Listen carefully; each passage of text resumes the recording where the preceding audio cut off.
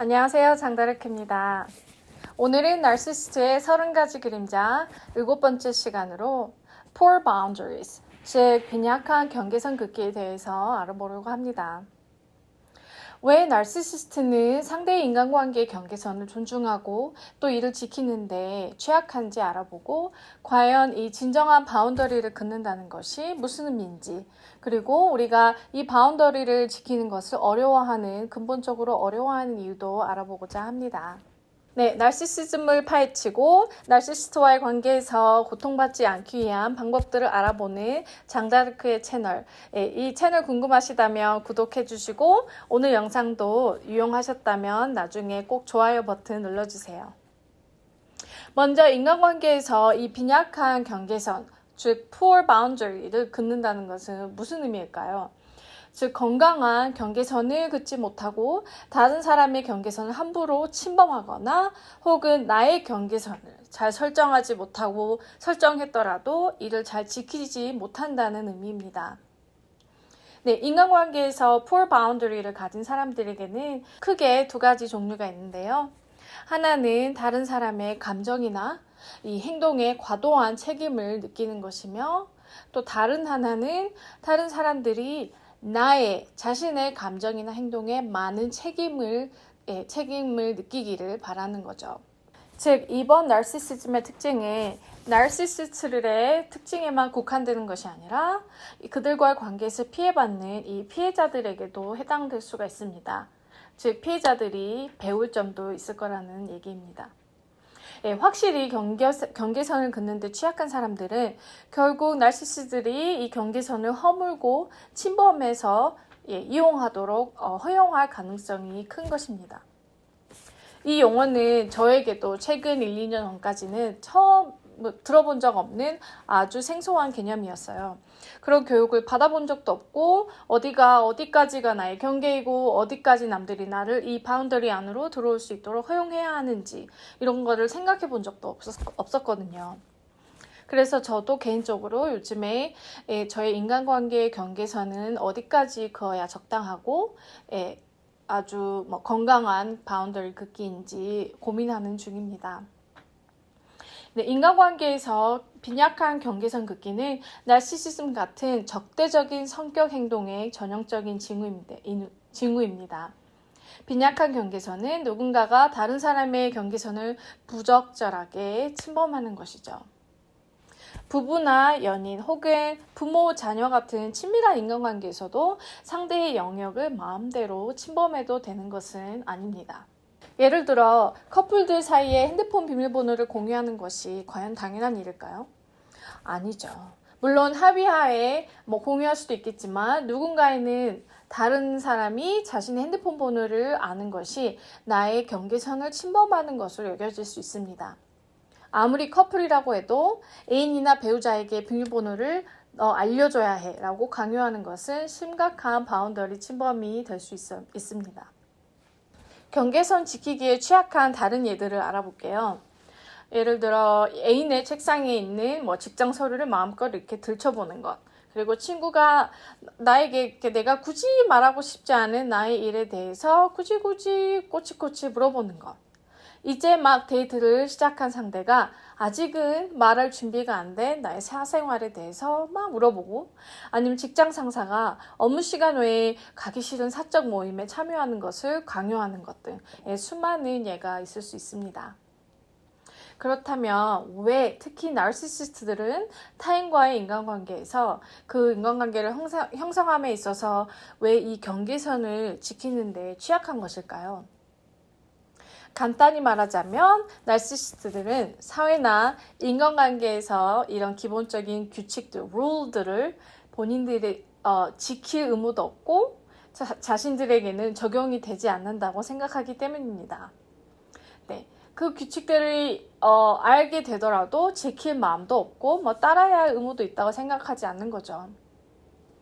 네, 나르시시스트들에게 다른 이들의 경계선을 마음대로 침범하는 것은 일종의 또 힘겨루기가 될 수 있습니다. 힘겨루기가 무슨 의미지라고 의아하시죠? 예, 그들이 당신의 경계선을 침범해 넘어오면 때로 당신은 뭔가 균형을 잃은 느낌이 들고 그들이 당신에게서 얻어낸 정보, 당신이 말해주기 꺼렸던 그런 정보를 나도 모르게 건네줌으로써 뭔가 당신은 힘을 잃은 듯한 묘한 느낌을 갖게 됩니다. 즉, 이 불편하고 불안정한 느낌이 들게 되죠. 이처럼 나르는 당신의 경계선을 제멋대로 침범하고 뭔가 원하는 걸 얻어냄으로써 일종의 힘겨루기에서 당신을 이겼다고 생각하게 됩니다. 다른 이들의 경계선을 침범하려는 그들의 특징은 다른 나르시시즘의 특징과도 연결이 되는데요. 먼저 자격심, entitlement. 그리고 자격심을 연결해보자면 그들은 남의 사생활을 침해하고 궁금한 것은 마음껏 물어보고 정보를 얻어낼 자격이 있다고 생각하죠. 그렇게 믿기 때문에 그런 행동을 스스럼 없이 할 수 있는 것입니다.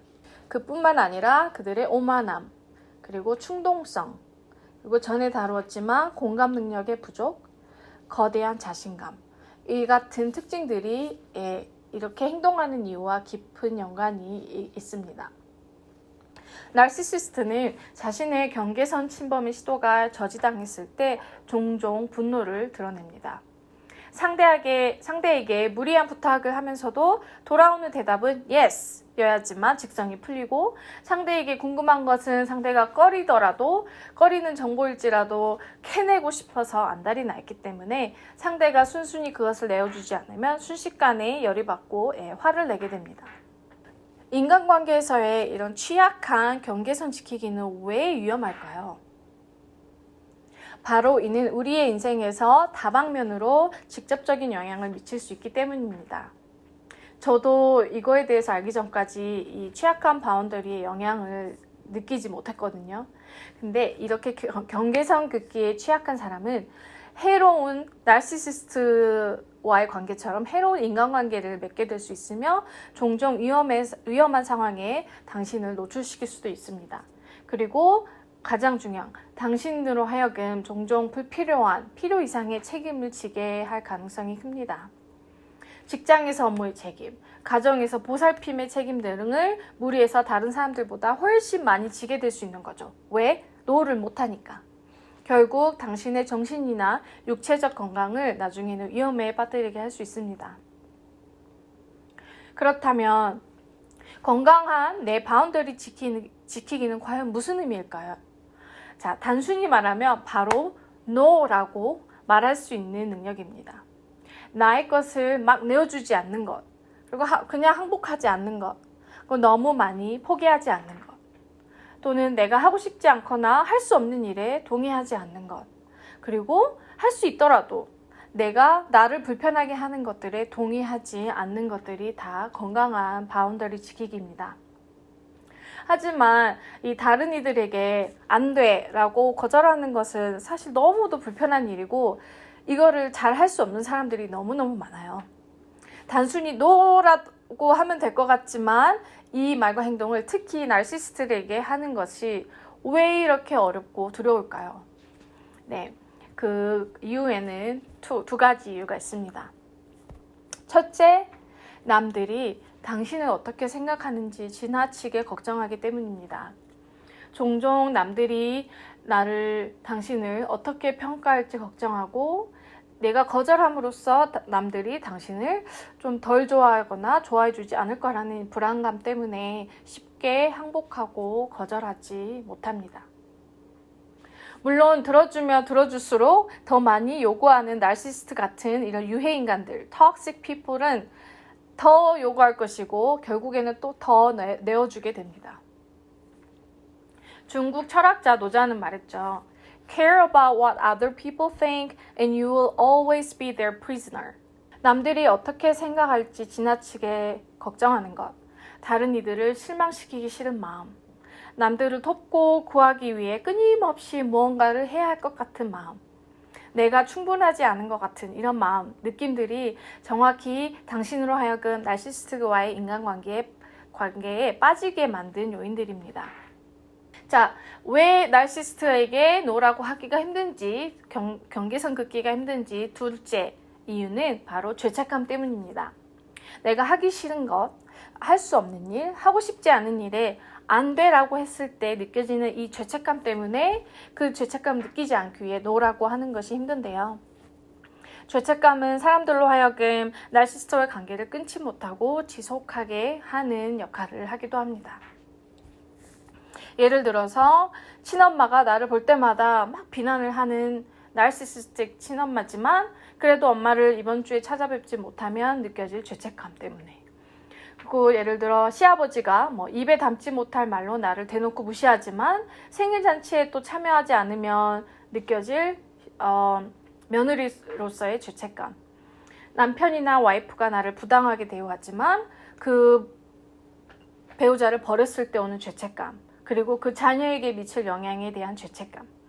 네, 딸이 온갖 거짓말로 나에게서 돈을 뜯어가지만 또 돈을 안 줬을 때 딸이 느낄 그런 감정, 거기에 대한 죄책감.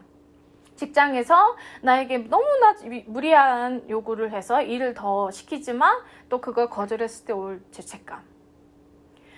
네, 이 죄책감들은 너무도 불편한 감정이며 그 감정을 감당하기가 힘들기 때문에 우리로 하여금 너무 많은 걸 인내하고 이 불합리한 것들조차 눈을 감고 넘어가게 합니다. 문제는 너무나 많은 사람들이 어렸을 때부터 개인의 경계선 긋는 것을 배우지 못한 채로 성장합니다. 때로는 제 기능을 하지 못하는 가정에서 자랄 수도 있고요.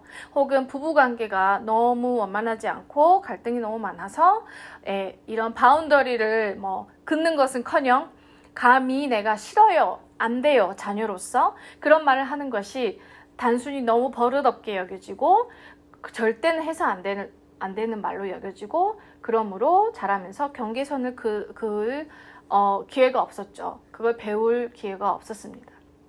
실제로 너무너무 많은 부모들이 자녀에게 건강한 바운더리를 긋는 방법을 제대로 가르치지 않습니다. 물론 자녀들에게 가르쳐줘야 할 스킬이나 기술, 능력들이 너무 많고 당연히 그것들도 중요합니다. 예를 들어 양치하는 거, 외출 후에는 손을 씻어야 하기, 자기 방을 치우기, 방과 후에 과제를 제때 다 해야 되는 것, 어른들에게는 공손히 인사해야 되는 것 등 너무도 알려줄 게 많죠. 당연히 알려줘야 하고요.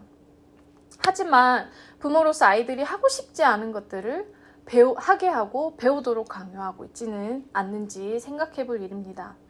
과연 내 아이가 진짜 피아노를 배우고 싶은지, 미술학원이나 태권도 학원 이런 수많은 학원을 가고 싶은지, 아니면 골프나 테니스를 배우고 싶어서 하는 건지, 아니면 내가 억지로 끌고 데려가서 이 특정 친구와 놀게 하는 것은 아닌지, 네, 아이가 우리 가정 내에서 혹시나 싫어요 하는 것을 상상도 하지 못한 나머지 무언가를 억지로 하는 것에 익숙하진 않은지 돌이켜봐야 한다는 말입니다.